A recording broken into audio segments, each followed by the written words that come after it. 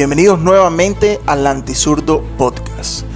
Ha sido una semana supremamente agitada, supremamente movida por distintas noticias que ha generado el señor presidente Gustavo Petro, que ha generado el señor Iván Cepeda y que por supuesto viene generando de manera positiva el señor Abelardo de la Espriella.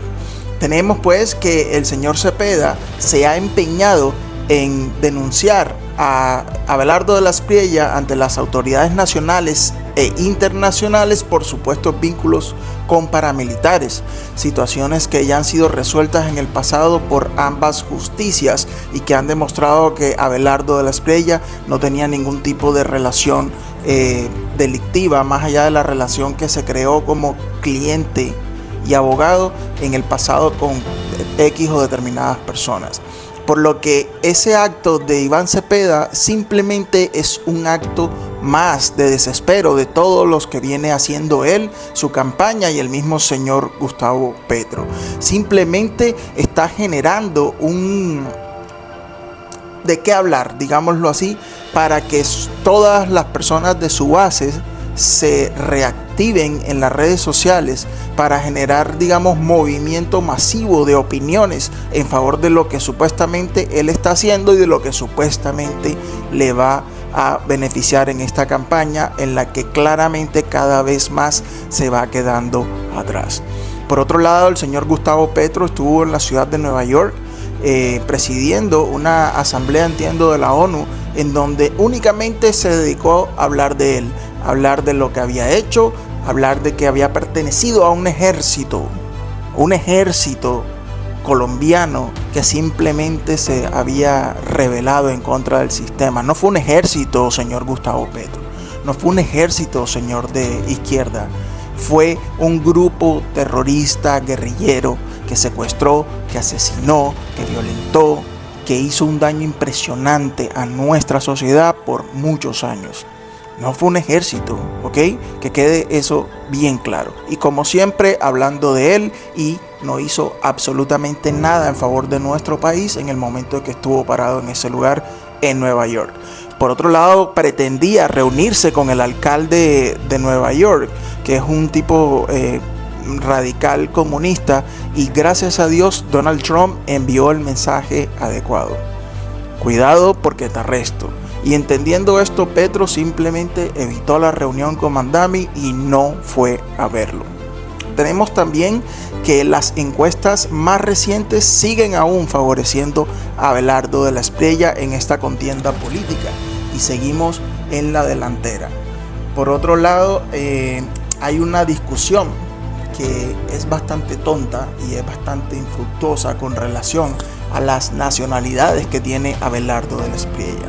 Recordemos que Gustavo Petro, al igual que Abelardo de la Espriella, son ciudadanos italianos. Y cuando Gustavo Petro fue y se lanzó y quedó y se posesionó y prácticamente terminó su periodo, ninguna persona de la izquierda, y mucho menos el señor Iván Cepeda, ha hecho pronunciamiento alguno al respecto.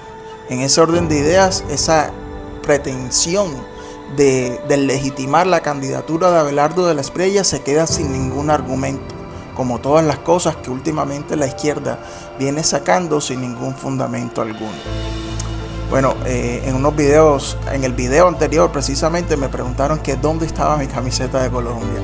Bueno, lastimosamente solo tengo una y en el video pasado no la tenía limpia, por eso lo hice con una camiseta oscura. Pero bueno, nuevamente estamos aquí en representación de nuestro país, en representación de la candidatura que nosotros consideramos que es el modelo de Estado que le sirve a la gente, que te sirve a ti, que me sirve a mí, que nos sirve a todos.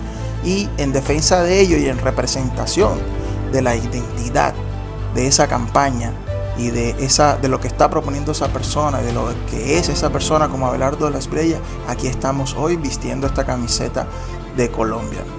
Por otro lado, pues la segunda vuelta ya está en una recta final y no hay muchas cosas que impacten de manera grave o trascendental en este punto de la contienda electoral, salvo que sean eventos relativamente grandes y muy graves. Entonces debemos estar muy atentos a ver qué es lo que va a pretender hacer la izquierda, porque en definitiva se ve bastante,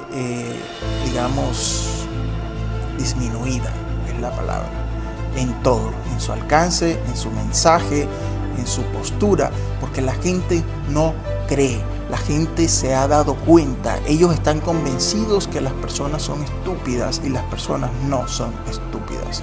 Otra cosa, mi querido amiga, si tú eres un simpatizante de la izquierda, si piensas poner tu voto en esa izquierda comunista y retardataria, tengo que decirte una cosa. El discurso de ellos es muy fácil. En este punto de la historia de nuestro país, el discurso se trata de clases sociales. He visto gente tratando a otros de estúpidos, diciendo que si tú eres pobre, ¿porque vas a votar por Abelardo de la Espriella? Y es un tema de identidad.